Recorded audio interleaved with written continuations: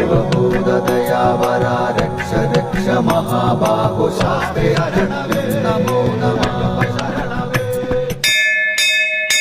लोकवीरं महापूज्यं सर्वरक्षाकरं विभुं पार्वती हृदयानन्दो शास्तारं प्रणमामि.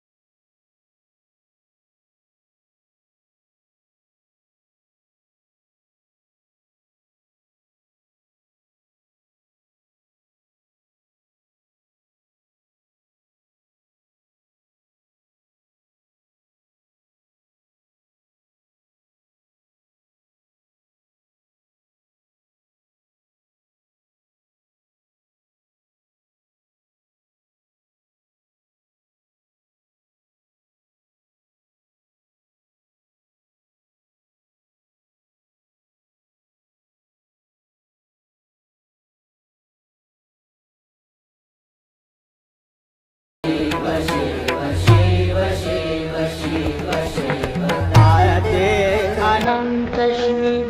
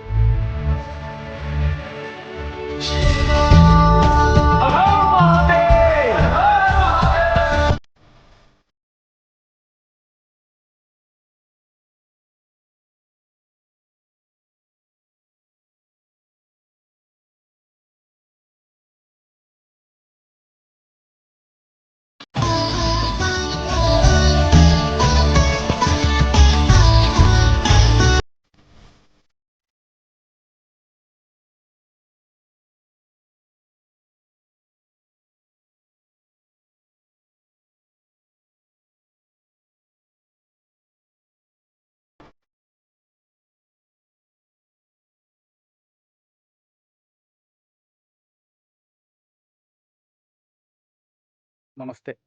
ആ, എന്താ പേര് നിങ്ങളെ? ശശിധരൻ. ശശിധരൻ അല്ലേ? ആ, ഈ ദേശത്ത് തന്നെയാണോ? അതെ അതെ. ആ, പിന്നെ എത്ര വർഷമായി ഇവിടെ ജനിച്ചു വളർന്നത്? ഇവിടെ തന്നെയാണോ? അതെ. അപ്പോൾ നിങ്ങളെ പാരമ്പര്യമൊക്കെ? പാരമ്പര്യം പറഞ്ഞാൽ അച്ഛനും അച്ഛനും ആൾക്കാരൊക്കെ ഈ താഴത്തെ ഭാഗത്ത് താമസിക്കുന്ന ഇവിടെ തന്നെയായിരുന്നു. പൂപ്പറമ്പിൽ വീട്ടുപേര് പറയും. വീട്ടുപേര് അല്ലേ? ഓരോ കുടുംബക്കാരുണ്ട്. 10-50 കുടുംബക്കാരും ഉണ്ടായിരുന്നു. സത്യം. പിന്നെ എന്നാണ് അതിൻ്റെ ഐതിഹ്യം ഈ ക്ഷേത്രത്തെ പറ്റിയിട്ട് നമുക്ക്? ക്ഷേത്രത്തിന്റെ ഐതിഹ്യം ഇത് രണ്ടാണ്. രണ്ടാണ് അല്ലേ?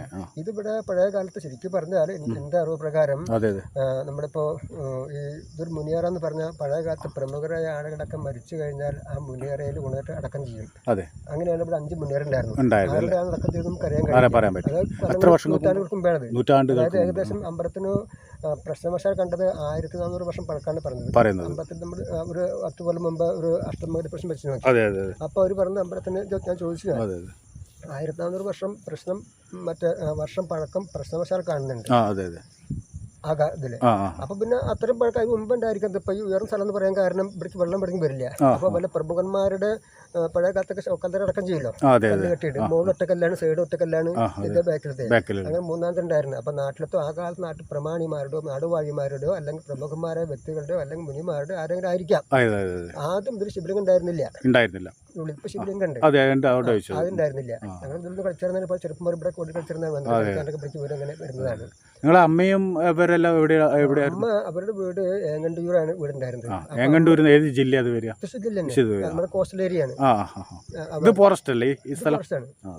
അവിടുന്ന് അവര് ഒരു കൊല്ലവർഷം 1916 വയസ്സിലെപ്പോഴാണ് കൊടുങ്കാറ്റ്, പഴയ കൊടുങ്കാറ്റ് എന്ന് പറയുന്നത്. അതിനുശേഷം അമ്മയും അമ്മയുടെ ചേച്ചിയും അമ്മയുടെ അനിയത്തിയും 2 സഹോദരന്മാരും അവരും കൂടി അവിടുന്ന് നാട്ടിൽ നിന്ന് പോന്നു. അവർക്ക് അവിടേക്ക് പോരുന്ന അറിയുന്നില്ല.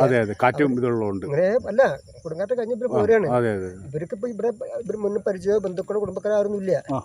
അപ്പൊ അവരങ്ങനെ ഇവിടെ നിന്ന് അമ്പലത്തിലൊന്നും കൂടി. നമ്മൾ ചെറിയൊരു അമ്പലമാണ്. അപ്പൊ ചെറിയ അമ്പലം, ചെറിയ അമ്പലം എന്നാ കോവിൽ മാത്രം, മുമ്പ് ചെറുത് സാധനം മാത്രം ഉണ്ടായിരുന്നു. അപ്പൊ ഇവിടെ താമസിക്കാൻ സ്ഥലം കിട്ടിയില്ല. ഇവിടെ കാടാണ്. അപ്പൊ അവർ ഇവിടെ കിടന്നു ഇത്ര വന്നിട്ട് ഇവിടെ ഈ മുന്നേറിന്റെ ഉള്ളില് ആ കാലത്ത്. ഇപ്പൊ ഒരു ഏകദേശം ഒരു 75-80 വർഷം മുമ്പെയാണ് ഞാൻ പറയുന്നത്. അപ്പൊ അമ്മ ഉണ്ടെങ്കിൽ ഇപ്പൊ അമ്മയ്ക്ക് 90-95 വയസ്സായിട്ടുണ്ടാവും. അമ്മ മരിച്ചിട്ട് 10-12 വർഷമായിട്ടുള്ളൂ. അമ്മ പറഞ്ഞ അറിവ് വെച്ചാൽ ഞാനീ പറയുന്നത്. അപ്പൊ ഒന്ന് ഇവിടെ 5 മുന്നേറിലെ കിടന്നിട്ടുണ്ട്. അങ്ങനെ പിന്നെ ക്രമേണ താഴ്ത്തിറങ്ങി ഒരു വീട്ടിലൊക്കെ താമസം. അമ്മയുടെ ചേച്ചി ഒരു കല്യാണം കഴിച്ചിട്ട് ശരിക്കും നിങ്ങളുടെ വീട് ഈ ഭാഗത്ത് താഴത്തെ റോഡ് സൈഡിൽ തന്നെ, റോഡ് സൈഡിൽ തന്നെ വരും അല്ലേ? അപ്പൊ അന്നേരം ഈ പൂജയൊക്കെ ചെയ്തിരിക്കുന്ന ആരായിരുന്നു? താഴത്തെ ക്ഷേത്രം പറഞ്ഞാൽ ഒരു പൂജാരി ഉണ്ടാവും. ആരെങ്കിലും കാലം മക്കളുണ്ടാവും. ആദ്യം അത് ഏടിയുള്ള ആൾക്കാർ, അത് പ്രാദേശികമായിട്ട് പൂജയ്ക്ക് വരാറില്ല. പൂജയ്ക്ക് പറഞ്ഞ പൂജാരി എന്ന പേര് പറഞ്ഞ ദേവലകനാണല്ലോ. പൂജാരി ദേവലകൻ എന്ന് പറഞ്ഞ അവസ്ഥ ആരും ഉണ്ടായിരുന്നില്ല. പക്ഷെ അല്ല, അതൊരു കൊങ്കിണി ഭാഷ തോന്നുന്ന പോലത്തെ ഒരാള് വാക്ക് കേട്ടു, അതുകൊണ്ടാന്ന് ചോദിച്ചത്. ഇല്ലല്ല, ആ വെളുത്തിട്ടുള്ള ഒരു പൂജാരി ഇല്ല ഇപ്പോൾ? ഇല്ല, ആരും ഇല്ല. രാജീവ് ശാന്തി ഒപ്പുണ്ടാവും. അടുത്ത് വന്നിട്ടുള്ളതാണ്. പണ്ട് ഇവിടെ വന്നവർക്കൊക്കെ പൂജിക്കാം. അവർണനോ സവർണനോ. അപ്പൊ അവര് ഇത് ഈ ക്ഷേത്രത്തിന്റെ മുകളിലേക്ക് കയറില്ല? ആര്? അടുത്ത താഴത്തെ പൂജാരിമാർ ഇവിടെ പൂജയും കാര്യങ്ങൾ ആരാ പിന്നെ ചെയ്യാറ്? ആരും പൂജ ചെയ്യാറില്ല. ഒരു അമ്പലത്തിൽ അന്തേവാസികളുണ്ട്, അന്തേവാസി മന്ദിരല്ലേ, അതിലത്തെ ആരെങ്കിലും ഒരാൾ വന്നിട്ട് ഇവിടെ കാലത്ത് വിളക്ക് വെക്കും, ഒരു പൂവപ്പെണ്ണ് പൂജിട്ട്. പൂജയില്ല, അവരെ കൊണ്ട് തന്നെ അവർ ചെയ്താൽ പോകും. അല്ലാണ്ട് അവിടുത്തെ പൂജ ഇപ്പോഴത്തെ പൂജയായിട്ട് ബന്ധമില്ല. ഞാൻ എല്ലാ മാസം 1-ാം തീയതി വന്നിട്ട് വിളക്ക് വെച്ചിട്ട് പൂജ പോകാറുണ്ട്. എല്ലാ മാസം കുറെ കൊല്ലങ്ങളായിട്ടുള്ളതാണ്. അതെ. അപ്പൊ ഞാൻ ചോദിക്കുക, പിന്നെ ഈ പ്രദേശത്ത് പിന്നെ പുലി മറ്റെല്ലാം ഉണ്ടെന്ന് പറഞ്ഞു. പണ്ടുണ്ടായിരുന്നു പുലിയല്ല, അത് കുറുനരി വേറെ. ഹിമാലയത്തിലെല്ലാം കാണുന്ന ഓലിടുന്ന കുറുക്കനെ പോലെ ഓലിടുന്ന ഒരു ജീവിയാണ് കുറുനരി. ആളുകൾ പഴയ കാലത്ത് മരിച്ചു കഴിഞ്ഞാൽ ഇത് താഴ്ഭാഗത്ത് കൊണ്ടാണ് കുറിച്ചെടുക്കുക. അതെ, പക്ഷെ കുറുക്കനെ പോലെ തന്നെയാണ് അത് കാണാൻ. അപ്പൊ അവര് പറ്റിയുള്ള മരിച്ച അവർക്ക് മാറ്റി ആകാറുണ്ട്. അമ്മ പറയുന്നുണ്ട് ഇപ്പൊ അതില്ലാന്ന് പറയുന്നത്. കരടി ഉണ്ട് ഇവിടെ? അങ്ങനത്തെ ഒന്നുമില്ല. പന്നിയുണ്ട്, മയിലുണ്ട്, ഉള്ളം പന്നിയുണ്ട്, ഉടുമ്പുണ്ട്, ഇത്ര പന്നിയുണ്ട്. അത്തരം വന്യമൃഗങ്ങളൊന്നുമില്ല.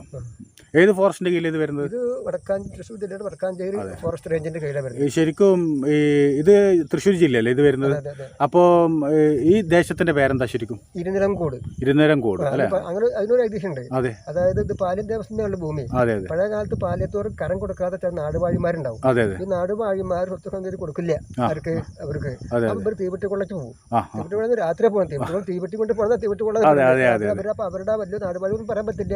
അവിടെ പോയിട്ട് കൊള്ളത് കൊണ്ടുവരും. അങ്ങനെ ഈ പാലത്തച്ഛന്റെയും പടയാളികളും ആരൊക്കെ ഉള്ളക്കാർ പടയം പോയിട്ട് തിരിഞ്ഞു വരുമ്പോ അവർ ഈ വഴിക്ക് വന്നിട്ട് കാട് കയറിയിട്ട് ഭാരതപ്പുഴ കടന്നിട്ട്, ഇതിപ്പം മലബാറാണല്ലോ, മലബാറിന്റെ ഏരിയ തന്നെയാണ്.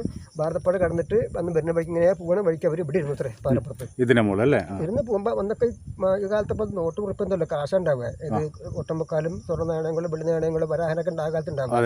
അതിലത്തോട് കുട്ടി ചാക്കി പിടിക്കാൻ മറന്നുപോയി. ഇവര് കുറെ പോയപ്പോഴാണ് ഓർമ്മ വരുന്നത്. അപ്പൊ എവിടെ സഞ്ചി മറന്നപ്പോ ഇരുന്ന കാടിന്റെ എവിടെ പറഞ്ഞു. ഇരുന്ന കാട് പിന്നെ ക്രമേണ ലോപിച്ച് ഇരുന്നലംകൂട എന്ന് പറയുന്നത് കേട്ടോ. ഇരുന്ന കാട് പോകുന്ന ആളുകളാണ് അവർ. പിന്നെ നമ്മളെ കമ്മിറ്റി പൊതുവെ ഇപ്പൊ അറിയില്ല, കമ്മിറ്റിയൊക്കെ പറഞ്ഞ അവരോട് അവർക്കൊന്നും അതിനെ ഞാൻ പറയില്ല.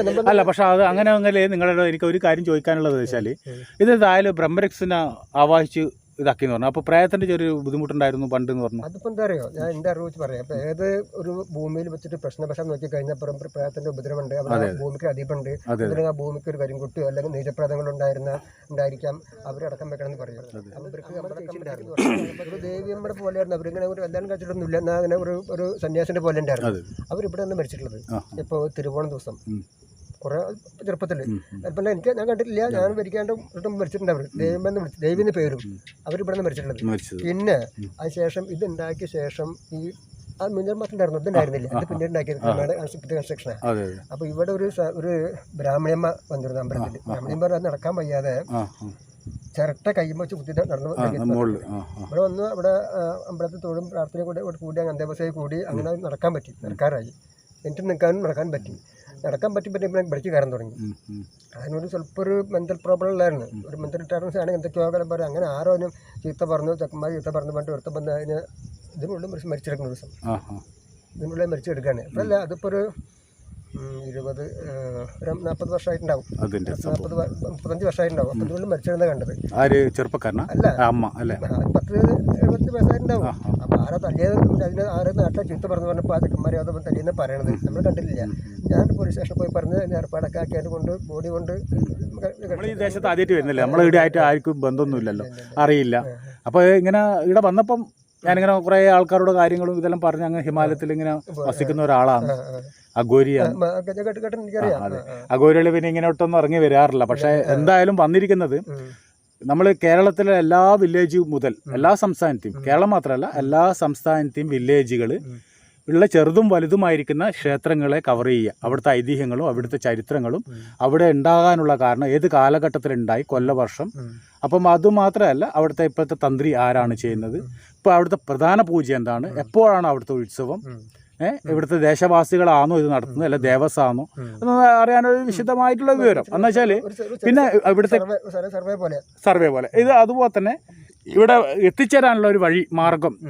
നമ്മൾ ഇന്ന സ്ഥലത്ത് ഇന്ന ജില്ലയിൽ വന്നിട്ട് ഇപ്പോൾ തൃശ്ശൂർ ജില്ലയിലാണെങ്കിൽ അവിടുത്തെ തൃശ്ശൂർ ബസ് സ്റ്റാൻഡിൽ വന്നു കഴിഞ്ഞാൽ ഇവിടത്തേക്ക് ഏത് ബസ് വഴി എങ്ങനെ വരാൻ പറ്റും എന്നുള്ള മാർഗ്ഗങ്ങൾ വരാൻ ആഗ്രഹിക്കുന്നവർക്ക് കാണിച്ചു കൊടുക്കാൻ. അപ്പം ഇതെന്ന് വെച്ചാൽ ഈ ഒരു സിറ്റുവേഷൻ നമ്മൾ കാണുമ്പം ഇത് ഇന്നത്തെ ഈ കാലഘട്ടത്തിലെ സംഭവമല്ല അല്ലേ.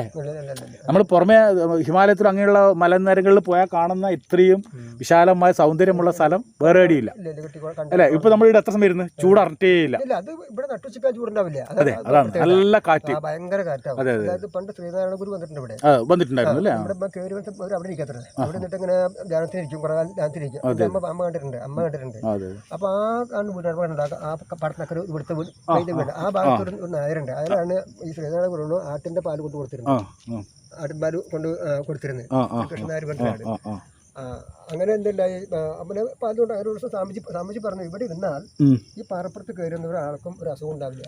കാരണം ആ മലയിൽ കുറെ ഔഷധങ്ങളുടെ എത്ര ആ തൊട്ടാപ്പുറത്ത് മലയിൽ ആ കാണുന്ന മലയിൽ മറ്റേ സ്വാഭാവിക മരങ്ങളായിരുന്നു. ആ മരങ്ങളുടെ കാറ്റടിച്ചാൽ ഔഷധ ഗുണങ്ങളുടെ കാറ്റടിച്ച ഒരു അസുഖം ഉണ്ടാവില്ല എന്ന് സ്വാമിജി പറഞ്ഞു ആ കാലത്ത്. എന്നിട്ട് ഈ സ്വാമിജി എന്ത് ചെയ്തു, പോയി കുറഞ്ഞപ്പോ പോയി. അപ്പൊ ആ കൃഷ്ണനായർ പറഞ്ഞ ആളാണ് പാല് കൊണ്ട് കൊടുത്തിരുന്നത്. അത് പറഞ്ഞു മരിക്കണ്ടപ്പോ കാണാം പറഞ്ഞു ആരോട്, അങ്ങോരോട്. സ്വാമിജിക്ക് ദേശാന്തരം പോയിക്കൊണ്ടിരിക്കുകയാണ്. അവിടെ നിന്ന് ഇങ്ങോർക്ക് 95 വയസ്സോളം മരിക്കാൻ കിടക്കുകയാണ്. മരിക്കാറ് അപ്പം ദൈവം പോണില്ല. അനുഭവത്തിൽ അനുഭവം കേട്ടോ. അങ്ങനെ നോക്കിയപ്പോ സ്വാമിജി വന്നു. സ്വാമിജിന് ഇവർക്ക് മനസ്സിലായിട്ടില്ല. സ്വാമിജി വന്ന് ഒരു തലയിൽ മുണ്ടക്കെട്ട് വന്ന് അല്ലാതെ കണ്ട ശരി കേട്ടോ എന്ന് പറഞ്ഞു സ്വാമിജി ഇറങ്ങി പൂജ ചെയ്തു. അവർക്ക് വന്നത് ആരാന്ന് പോയത് അവർക്ക് നാട്ടുകാർക്ക് മനസ്സിലായിട്ടില്ല. അവർക്ക് അങ്ങനെ പോയി ആൾ മരിച്ചു ഒരു കാര്യം. ഇതിങ്ങനെ മുമ്പത്തെ അമ്മയൊക്കെ പറഞ്ഞ വീട്ടിലെ കഥകളാണ്. പിന്നെ ഇവിടെ പോയി ഐതിഹ്യം എന്ന് പറഞ്ഞാൽ ആ അമ്പലത്തില് ആ ഒരു പാറയുടെ മുകളിൽ ഇങ്ങനെ ആ ചെറിയ പാറയാണല്ലോ, ഇവിടെ റൂം പോലെ. ഉള്ളിൽ പോയിരുന്നോ? ഇല്ല, ഉള്ളിൽ പോയിട്ടില്ല. ഉള്ളിൽ ഇങ്ങനെ റൂം പോലെ ക്യാവിറ്റി പറഞ്ഞ കൊത്തി ഉണ്ടാക്കിയിട്ട് ഉള്ളിക്ക് കൊത്തി ഉണ്ടാക്കി എന്നൊരു ക്യാവിറ്റി വരല്ലോ ക്ഷേത്രത്തിനുള്ളിൽ. ഉള്ളില് ഈ പാറയുടെ മുകളിലാണ് വിഗ്രഹിക്കുന്നത്. ഈ പാറ ഈ പാറയുടെ ആ താഴത്തെ ഭാഗത്ത് ഇങ്ങനെ ചെറിയ ഭാഗത്ത് ഉള്ളിലേക്ക് ഒരു അറയാണ്. അമ്പലത്തിനുള്ളില് അമ്പലം കൺസ്ട്രക്ഷൻ പുതിയ കൺസ്ട്രക്ഷനാണ്. അമ്പലത്തിന്റെ ഈ ഗുഹാ ക്ഷേത്രം എന്ന് പറഞ്ഞാൽ ചെറിയൊരു ഗുഹയാണ്. ഇവിടെ റൂമ് പോലെ ആ റൂമിന്റെ ചുമരുമ്പലാണ് ഈ വിഗ്രഹം പ്രൊജക്ട് ചെയ്ത് നിൽക്കുന്നത്. അപ്പൊ പഴയ കാലത്ത് ഒന്നും ഉണ്ടായിരുന്നില്ല എന്ന് പറയണത്. അപ്പൊ അവരോരോ ആളുകൾ കുറെ ഇതെങ്കിൽ കേട്ടിട്ടുണ്ട്. ഈ തോലരിയാനൊക്കെ പോയപ്പോ ഇവര് പഴം വന്നപ്പോൾ അവിടെ കയറിയിരുന്നു. അവിടെ ആറ് സ്ത്രീകൾ കയറുന്നു, പണിക്കാർ സ്ത്രീകൾ കയറുന്നു. അപ്പൊ അവര് കുറച്ചും നേരം ഇവരുടെ അതുകൊണ്ട് ഒരുപാട് മുറിച്ച കൂട്ടി. അപ്പൊ രക്തം വന്നു വെച്ചപ്പോ അത് മൂക്കായിരുന്നു അത്ര. അങ്ങനെ കൂട്ടപ്പുറം മൂക്കില്ലാത്ത പറയും. മൂക്കില്ലാത്തപ്പനാണ് മൂക്കുമല്ല ഇരുന്നൂട്ടപ്പൻ തന്നെ പേര്. ദക്ഷിണാമൂർത്തി സങ്കല്പത്തിലാണ് ഇത് ചെയ്യണത്, പൂജകൾ ചെയ്യുന്നത്. അവസാനം ഒരു തവണ ചെയ്ത് നമ്മുടെ ഈ കേരളത്തിൽ അറിയപ്പെടുന്ന ഒരു തന്ത്രയല്ല വാസ്തുവിദ്യ ആണ് കാണിപ്പേരുന്ന പൂജ കേട്ടിട്ടുണ്ട്. അങ്ങനെ കൊണ്ടുവന്ന തവണ ഇവിടേക്ക് ഇത് എന്ത് നിരക്കിയ പൂജ ചെയ്യേണ്ടത്. അപ്പോൾ അങ്ങോട്ട് കുറേ നേരം നമ്മൾ കടങ്ങിയിട്ട് അങ്ങോട്ട് പറഞ്ഞു ഞാൻ അതൊന്നും പറയില്ല, എനിക്കൊന്നും പറയാൻ ശരിയാവണില്ല. അവിടെ ഇപ്പോൾ ഞാനതൊരു നിങ്ങൾ ചെയ്യണമ്പോൾ ചെയ്തോളൂ, ഞാനായിട്ടൊന്നും മാറ്റം വരുത്താൻ പറയില്ല. അവിടെ ബ്രഹ്മ വിഷ്ണു മഹേശ്വരന്മാരുടെ സാന്നിധ്യം 3 ത്രിമൂർത്തികളുടെ സാന്നിധ്യം ഉണ്ട് അവിടെ നിന്ന് പറഞ്ഞിട്ട് അങ്ങോട്ട് പോയി. അങ്ങനെ പല കേരളത്തിൽ അറിയപ്പെടുന്ന ഒരു വാസ്തുശാസ്ത്ര വിദ്യ പിന്നെ ജ്യോതിഷയാണ് അങ്ങനെയാണ്. അപ്പോൾ അങ്ങോട്ടൊന്നും പറയാതെ അങ്ങോട്ട് പോയത്. അപ്പോൾ ഇപ്പം നടക്കുന്ന കാര്യം എന്ന് വെച്ചാൽ അവിടെ ഈ ദക്ഷിണാമൂർത്തി സങ്കല്പത്തിലാണ് പൂജ ചെയ്യുന്നത്, പൂജകളും കാര്യങ്ങളും ചെയ്യുന്നത്. തൃശ്ശൂർ ജില്ലയിലത്തെ ഏറ്റവും വടക്കേറ്റത്തെ പഞ്ചായത്ത് പറയാം ഭാരതപ്പുഴ തൊട്ടപ്പുറത്തെ പഞ്ചായത്ത്. ഭാരതപ്പുഴ തീരത്തിലെ പഞ്ചായത്താണ് ചെറുതുരുത്തി, അതിന്റെ തൊട്ട് തെക്കുഭാഗത്തെ പഞ്ചായത്താണ് മുള്ളൂർക്കര പഞ്ചായത്ത്. ഇവിടെയാണ് ഈ ഏരിയ. തൃശ്ശൂർ ബസ് സ്റ്റാൻഡിൽ വന്നു കഴിഞ്ഞാൽ 29 കിലോമീറ്ററാണ് ഇവിടേക്ക്. ഷൊർണൂർ റെയിൽവേ സ്റ്റേഷൻ ഇറങ്ങി കഴിഞ്ഞാൽ ബസ്സിന് അവിടെ നിന്ന് ഇപ്പോൾ 31 രൂപ വരും ഇവിടുന്ന്. തൃശ്ശൂർ ഷൊർണൂർ വഴി വരികയാണെങ്കിൽ ഷൊർണൂർ റെയിൽവേ സ്റ്റേഷൻ ഇറങ്ങി കഴിഞ്ഞാൽ അവിടെ 11 കിലോമീറ്റർ. മുള്ളൂർക്കര ഷൊർണൂർ തൃശ്ശൂർ ഹൈവേയിൽ മുള്ളൂർക്കര ഇറങ്ങിയാൽ ഇവിടെ 2 കിലോമീറ്റർ അല്ലേ? ഷൊർണൂർ തൃശ്ശൂർ ഹൈവേയിൽ മുള്ളൂർക്കരയിൽ ഇറങ്ങിക്കഴിഞ്ഞാൽ 2 കിലോമീറ്റർ ഇങ്ങോട്ട്. ഇപ്പം നിങ്ങൾ കല്യാണമൊക്കെ കഴിഞ്ഞതാണോ? അതെ. എത്ര കുട്ടികളുണ്ട്? 2 പേരുണ്ടോ? എന്നാൽ നമുക്ക് ഇത്രയും വിവരം നമുക്ക് തന്നതിന് വളരെയധികം സന്തോഷം. അതെ. അതുകൊണ്ടെന്ന് വെച്ചാൽ ഇനിയും വീട്ടിൽ തന്നെ ഒരുപാട് ഐതിഹ്യങ്ങളും കഥകളുള്ള സ്ഥലം ഉണ്ടാവും. അപ്പൊ ഞാൻ ചോദിക്കുന്നു, പറഞ്ഞെന്തറിയോ, അന്ന് മുനിയറയിൽ വിഗ്രഹം ഉണ്ടായിരുന്നില്ല, അവിടെ നിന്ന് ഇവിടെ ഉത്സവമുണ്ട്, തുലാമാസ ഷഷ്ടിയാണ് ഇവിടുത്തെ ഉത്സവം, പ്രധാന ഉത്സവം. അതാണെങ്കിൽ അതിൻ്റെ ഉള്ളിൽ സുബ്രഹ്മണ്യന്റെ കോവിലുണ്ട്. അപ്പൊ സൂര്യസംഹാരം നിലയ്ക്ക് ഷഷ്ടി മറ്റേ ദീപാവലി കഴിഞ്ഞ 6 ദിവസം ഷഷ്ടി വരുമല്ലോ, ആ ഷഷ്ടി ആഘോഷിക്കുന്നത് കൊണ്ടപ്പനായിട്ട് വേറെ ആഘോഷമില്ല. അതായത് ഈ സുബ്രഹ്മണ്യന്റെ കോവിലിൽ ഉത്സവം വരുന്നത് തുലാമാസത്തിലെ ദീപാവലി കഴിഞ്ഞ് വരുന്ന ഷഷ്ടി അതാണല്ലേ? ഈ ഒരു ഉത്സവമല്ലേ ഉണ്ടാവുള്ളൂ? ഈ ദേശത്തെ പഞ്ചായത്തിലെ പ്രധാന ഉത്സവം തന്നെയാണ്. പഞ്ചായത്തിൽ പറഞ്ഞ 8, 10, 10, 12 കാവ്യ സംഘങ്ങൾ. ഈ ദേശത്ത് എത്ര ക്ഷേത്രങ്ങളുണ്ട് ഇതുപോലത്തെ ശിവക്ഷേത്രവും ഇതായിട്ട്? ശിവക്ഷേത്രം പറഞ്ഞത് ഈ ദേശം ഉദ്ദേശിച്ച ഒന്നിപ്പോ നമ്മളിപ്പോ ആ ലൈറ്റ് കാണുന്നുണ്ട് അവിടെ വലിയ ഒരു പഴയ അമ്പലമുണ്ട് ശിവക്ഷേത്രം. നിങ്ങൾ മുന്നോട്ട് നിന്ന് വരുന്ന വഴിക്ക് 1 കിലോമീറ്റർ സ്കൂളിൽ കഴിഞ്ഞാൽ അവിടെ ചെറിയൊരു ഇടവഴിയിൽ കൂടെ പോകുന്നത്. പക്ഷെ ശിവക്ഷേത്രം പറഞ്ഞാൽ ശിവൻ അവിടുത്തെ ഈ ഭാഗത്ത് പ്രതിഷ്ഠയും പ്രധാന ക്ഷേത്രം വിഷ്ണു ക്ഷേത്രമാണ്. ശിവന്റെ ബന്ധം പറയാം. കുറേ സ്ഥലത്തുണ്ട്. പൊട്ടാരക്കര ഗണപതി ക്ഷേത്രം പറഞ്ഞാൽ ഗണപതി ക്ഷേത്രം ചെറുതാണ്. ദേവി ക്ഷേത്രം ആ പാടത്ത് കാണുന്നത്, ആ പാടത്ത് സെന്ററിൽ കാണുന്നത് അവിടെ അല്ലല്ല, അത് 2-4 അങ്ങോട്ട് പോകണം. ഇത് ഭദ്രകാളി ക്ഷേത്രമാണ് കാണുന്നത്, ചെറിയ ക്ഷേത്രം. ആ പാടത്ത് നടക്കുക പോകാൻ വേണ്ടി ഇപ്പുറത്ത് അവിടെ അങ്ങോട്ട് ഉണ്ടോ ആ ലൈറ്റ് അല്ല അവിടെ കറണ്ട് പോയി കൊണ്ട് ആ കാണുന്ന സെന്ററിൽ ആ ഒരു തുരുത്ത് പോലെ ഉണ്ട് ഭൂമി പുകയുടെ ഇപ്പുറത്ത്, അതൊരു അമ്പലമാണ് അവിടെ. അവിടെ എത്താൻ വഴി ഇങ്ങനെ വഴിക്ക് പോകണം. ഈ കാഞ്ഞശ്ശേരി പാടത്തോട്ട് നേരെ വണ്ടി ഉപയോഗിച്ചെല്ലും, കാറ് പോകും അല്ലേ? പിന്നെ മുള്ളൂർക്കര റെയിൽവേ സ്റ്റേഷന്റെ അപ്പുറത്ത് ദേവീക്ഷേത്രം വരുന്നുണ്ട്. അതൊന്നും ഒരേ പ്രതിഷ്ഠയാണ്. അതിപ്പോ 2 ദേശത്തായിട്ട് ആചരിക്കുന്നു. എന്നിട്ട് ഇതിനുള്ളിൽ ഞാൻ പറഞ്ഞില്ല, അതിന് ഒരു കാര്യം പ്രത്യേകിച്ച് എന്താ അറിയോ, അപ്പൊ എല്ലാ നമ്മൾ ഷഷ്ടിക്ക് ആരെങ്കിലും സ്വാമിമാരെ വന്നിരിക്കും, അപ്പൊ എന്തായാലും ആരെങ്കിലും ദക്ഷിണ കൊടുക്കും, അതുകൊണ്ട് അവർ പോകും, അങ്ങനെ പതിവ്. അപ്പൊ ഇതൊരു സ്വാമിജി വന്നിട്ട് ഇവിടെ ഇരുന്ന് ആരും നമുക്കറിയില്ല, സന്യാസിമാർ ആരും വന്നിരുന്നു കുറെ കാശൊക്കെ കിട്ടി, ഇവിടുന്ന് ആളുകൾ കൊടുത്ത കാശും ഈ ദക്ഷിണ കിട്ടുന്ന കാശ് ഇതിന് ഈ ഷഷ്ടി ഉത്സവത്തിന് കണ്ടമാനം ആളുകൾ കയറും, 10,000 ആൾക്കാർ ഇവിടെ വരും. അപ്പൊ മൂപ്പർ എന്ത് ചെയ്തു, ഇവിടെ നിന്ന് മൂപ്പർ ശിവലിംഗം കൊണ്ടുവന്നു, അതോടെ പ്രതീക്ഷിച്ചിട്ട് ആള് പോയി. ആരാണ് ആളുകൾ നമുക്കറിയില്ല, നമ്മളപ്പോൾ അഡ്രസ്സും അറിയില്ല, അവർ എവിടെ നിന്ന് വന്ന് എവിടേക്ക് പോയെന്നറിയില്ല. സന്യാസിമാരുടെ ഉത്ഭവം തരാനും നദികളുടെ സന്യാസിമാർ ഉത്ഭവം നോക്കാറില്ലേ പറയാറില്ല, ഇവരങ്ങനെയാ പറയുക. അവിടെ നിന്ന് നോക്കിയപ്പോ ആ സ്വാമി പ്രതിഷ്ഠിച്ച വിഗ്രഹം മറ്റേ ശിവലിംഗാണ് അതിനുള്ളിൽ. സ്വാമിജി പറഞ്ഞ ആരോ സന്യാസി വന്നു, അത് ആ കിട്ടുന്ന കാശൊക്കെ ചെറുപ്പാക്കി പ്രതിഷ്ഠിച്ച ആള് പോയി. പിന്നെ ഇവിടെ ആരും ചെയ്തിരുന്നില്ല. നമ്മുടെ സുഹൃത്തും കൂടി ഞാനൊരു 10-20 വർഷമായിട്ട് നമുക്ക് പണി അവിടെ ഒരു വിളക്ക് വെച്ച് പൂജിക്കാന്ന് പറഞ്ഞു. അങ്ങനെ നല്ല കാര്യമാണ്. നിങ്ങൾക്ക് അങ്ങനെ മനസ്സ് തോന്നിയിട്ടുണ്ടെങ്കിൽ ഇപ്പൊ നിങ്ങൾ ആലോചിച്ച് നോക്കിയാൽ ഇതിപ്പോ ലോകം മുഴുവൻ നിങ്ങൾ അറിയും. അങ്ങനെ ഇവിടെ ഒരു പൂജ തുടങ്ങിയത് പറയാ, ശിവലിംഗം മുമ്പില്ല. ശിവലിംഗം പക്ഷേ ഞങ്ങളപ്പോൾ ഞാൻ നമ്മുടെ സുഹൃത്ത് അവനപ്പോൾ കുഴപ്പം ഞാനങ്ങനെ നമുക്ക് പണി മാസം 1-ാം തീയതി വന്നിട്ട് വിളക്ക് വയ്ക്കുക, എന്തെങ്കിലും കയ്യിലുള്ള പൂജ വസ്തുക്കൾ കൊണ്ട് അത് കൊണ്ടുവരിക, അത് നിവേദിക്കുക. ഞാൻ പടം കഴിക്കാതെ ഞാൻ വീട്ടിൽ നിന്ന് അപ്പൊ അത് ചെയ്യാറുണ്ട്. അങ്ങനെ അപ്പൊ ഞാനും മുടക്കില്ല. ആള് പിന്നെ ഗൾഫിലൊക്കെ പോയി വരവിടേക്കാണ് ഇപ്പോൾ എൻ്റെ നാട്ടിലുണ്ട്. ഞാനിങ്ങനെ മുടക്കി ചിലപ്പോൾ 1-ാം ചിലപ്പോൾ 2-ാം തീയതി ആവും, അല്ല ഞാൻ കുട്ടികൾക്ക് വരാറുണ്ട് ഇവിടെ. അങ്ങനെ ഈ അമ്പലത്തിന്റെ ഇതായിട്ട് ബന്ധപ്പെട്ട അതിഥിയാണ് ഞാൻ ഈ പറഞ്ഞത്. എന്തായാലും ഇത്രയും കാര്യങ്ങൾ കിട്ടിയത് അറിയേണ്ടത് അറിഞ്ഞു കഴിഞ്ഞ. നമുക്കിത് ഏറ്റവും കൂടുതൽ ഇവിടുത്തെ ഭഗവാന്റെ കാര്യങ്ങൾ മുകളിൽ വന്നിട്ട് എന്താ അറിയാ ആരോട് ചോദിച്ചപ്പം അവിടെ നിന്ന് ഞാൻ തിരിഞ്ഞു കഴിച്ചപ്പം അവിടെ നിയോഗം തരാം. ഞാൻ ഇന്നലെ പറയേണ്ടതാണ്. അതെ അപ്പൊ ഭഗവാൻ എന്താക്കിയെന്ന് വെച്ച് കഴിഞ്ഞാൽ അതിനായിട്ട് ഒരാളെ നിയോഗിച്ചിരിക്കുന്നു. എന്താണ് ഇവിടെ വന്നിരുന്നത് മിക്ക കൂട്ടും പറയാൻ ഇവിടെ നിന്ന് കയറുന്ന ഒരു പ്രത്യേക ചൈതന്യം പറയുന്നുണ്ട്. ഒരു അനുഭവം ഞാൻ പറഞ്ഞുതരാം. ഞാൻ ഒരു ദിവസം വീട്ടിൽ നിന്ന് പോന്നു, മരിക്കും വിളക്ക് വയ്ക്കാൻ എണ്ണ, തിരി, പഴം അങ്ങനെ കൊണ്ട് പോന്നു. ഈ കുറേ പോന്നപ്പോഴാണ് തീപ്പെട്ടി എടുത്തിട്ടില്ല. ക്ലിയർ കണ്ടോ? അല്ല, വിളക്ക് വയ്ക്കണമെങ്കിൽ തീപ്പെട്ടി ഇല്ല. വിളക്ക് ഇങ്ങനെ വിളക്ക് എത്തിക്കും. എന്ത് ചെയ്യും? ഇപ്പോൾ ഞാൻ അങ്ങോട്ട് കീഴ്പ്പെട്ട് ഇറങ്ങി പോയാൽ പിന്നെ നേരം വഴി ഇരുട്ടാകും. കുറച്ചിട്ട് പോകുന്ന വെച്ചാൽ ഇതൊരു അതിശയം. പുറത്ത് കയറി കയറ്റം കയറിയാണ് നമ്മളിപ്പോൾ പറഞ്ഞില്ല, ആ പാലിൻ്റെ അപ്പുറത്ത് താഴത്ത് കയറുന്നുണ്ടെങ്കിൽ ഒരു തീപ്പെട്ടിയൊക്കെ എടുക്കുന്നു വഴിയിൽ. അത് അപ്പോൾ എനിക്ക് ഭയങ്കര സ്ട്രൈക്ക് ചെയ്തു. കാരണം എന്താ, ഞാൻ തീപ്പെട്ടി എടുക്കാതെ വീട്ടിൽ നിന്ന് പോന്നു, കുറേ പോന്നു, പിന്നെ തിരിച്ച് പോകണം. തിരിച്ച് പോരുമ്പോൾ ഇരുട്ടാവും. അപ്പോൾ കയറി നടന്ന് വരുമ്പോൾ തീപ്പെട്ടി കിട്ടുന്ന അവിടെ വേറൊന്നുമില്ല. അപ്പോൾ ഞാനൊരു കാര്യം പറഞ്ഞുതരാം. ഈ ഭഗവാന ഇവിടെ ഏത് യോഗിയാണോ പ്രതിഷ്ഠിച്ചത് അദ്ദേഹത്തിൻ്റെ ചൈതന്യം ആ വിഗ്രഹത്തിൻ്റെ മുകളിലുണ്ട്. അതുമാത്രമല്ല, ഇവിടുത്തെ ദേശവാസികൾക്ക് ഇപ്പോഴും ഈ ചൈതന്യത്തിൻ്റെ ശക്തി എന്താണെന്ന് മനസ്സിലായിട്ടില്ല. അതീവ ശക്തിയുള്ള പ്രഭുവാണ് ഇവിടെ ഇരിക്കുന്നത്. ഭഗവാന്റെ പേരെന്താണെന്ന് നാമം ചെയ്തിരിക്കുന്നത് എനിക്കറിയില്ല. അദ്ദേഹത്തിൻ്റെ അതായത് ഈ ഗുരുവിന്റെ പേരെന്താന്ന് എനിക്കറിയില്ല. ആ ഒരു പേര് വിളിക്കും. എന്താണ് പേര് വെച്ചിരിക്കുന്നത് അറിയാമോ? അപ്പോൾ നിങ്ങളോ അപ്പോഴും ഇനി മുതൽ എന്ന് വെച്ച് കഴിഞ്ഞാൽ, ഇപ്പം ഞാനും പറഞ്ഞു, ഞാൻ ഹിമാലയത്തിൽ നിന്ന് വരുന്നതാണ്, കൈലാസത്തിൽ നിന്ന് വരുന്നതാണ്. ഇങ്ങനെയുള്ള ചെറിയ പ്രായം മുതലേ ഇങ്ങനെ സഞ്ചരിച്ച് പോകുന്ന ഒരാളാണ്. എൻ്റെ ഗുരു എന്നെ ഏൽപ്പിച്ച ജോലിയുണ്ട്, ശ്രീചക്രമേരു പ്രതിഷ്ഠിക്കാൻ വേണ്ടിയിട്ട്. അതിനൊരു ക്ഷേത്രത്തിൻ്റെ വർക്ക് നടന്നുകൊണ്ടിരിക്കുക. അതിനായിട്ടാണ് തിരിച്ച് വന്നിരിക്കുന്നത്. അപ്പോൾ അതിൻ്റെ പണി നടന്നുകൊണ്ടിരിക്കുക. അതിനിടയിൽ ഈ കേരളത്തിലുള്ള എല്ലാ വില്ലേജുകളും അതുപോലെ കൈലാസം വരെ പഞ്ചകൈലാസമാണ്, 5 കൈലാസമുണ്ട്. അതെ, 5 കൈലാസങ്ങളുണ്ട്. ഈ 5 കൈലാസ യാത്രകളും ചെയ്യാൻ വേണ്ടിയാണ്. അപ്പോൾ എല്ലായിടത്തും പോയിട്ട് ഭഗവാന്റെ ആ ഒരു സാമീപ്യം ഇതിലേക്ക് പൂർണ്ണ. കാരണം ഞാൻ ഒരു സാധനം അവിടെ പ്രതിഷ്ഠിക്കുമ്പം ആ പ്രതിഷ്ഠിക്കുന്ന സാധനം എല്ലാം അറിയുന്നവനായിരിക്കണം എന്ന് ധാരണ. എനിക്കെല്ലാം അറിയുന്നതല്ല, ആ പ്രഭുവിന് എന്നിലേക്ക് കൂടി അദ്ദേഹം എല്ലാം കാഴ്ചകൾ കണ്ടുകൊണ്ട് വരുമ്പോൾ എല്ലാവരുടെ സ്വഭാവവും എല്ലാവരുടെ മനസ്സും ഭഗവാന് കാണാൻ പറ്റണം, അല്ലേ? അങ്ങനെ ആയിരിക്കണം. കാരണം നീ അവിടെ പോയി മുന്നിൽ ഭഗവാന്റെ മുന്നിൽ പോയി നിന്ന് ആ പ്രതിഷ്ഠേന്റെ ശിവലിംഗത്തിന് മുന്നിൽ പോയി നിന്ന് അവന് തോന്നണം ഞാൻ തന്നെയാന്ന് ആടിയിരിക്കുന്നത്. അതെ അതെ, ആ തോന്നി. അതെ, വരുമാനത്തിന് വേണ്ടി ആവരുത്. ഈ ദേശത്തെ ക്ഷേത്രം ഈ ദേശവാസികളുടെ ഉയർച്ചക്കായിരിക്കണം. അത് ഗുരു എപ്പോഴും പറയും.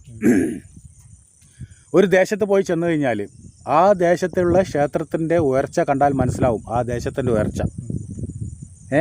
ഒരു ദേശത്തെ ക്ഷേത്രത്തിൻ്റെ തകർച്ച കണ്ടു കഴിഞ്ഞാൽ മനസ്സിലാവും ആ ദേശത്തിൻ്റെ തകർച്ച എത്രത്തോളം ഉണ്ട്. ഈ ദേശവാസികൾ നല്ല സ്നേഹമുള്ള കൂട്ടറാണ്, നല്ല ബഹുമാനമുള്ള കൂട്ടറാണ്, എല്ലാവരോടും ആദരവും ഇതും. പക്ഷേ ഫസ്റ്റ് ടൈം ഒരാളെ കാണുമ്പം ഇത് ആരാ എന്താ എങ്ങനെയാണെന്ന് അറിയാതെ ഒരു വല്ലാതെ ഒരു ഇത്.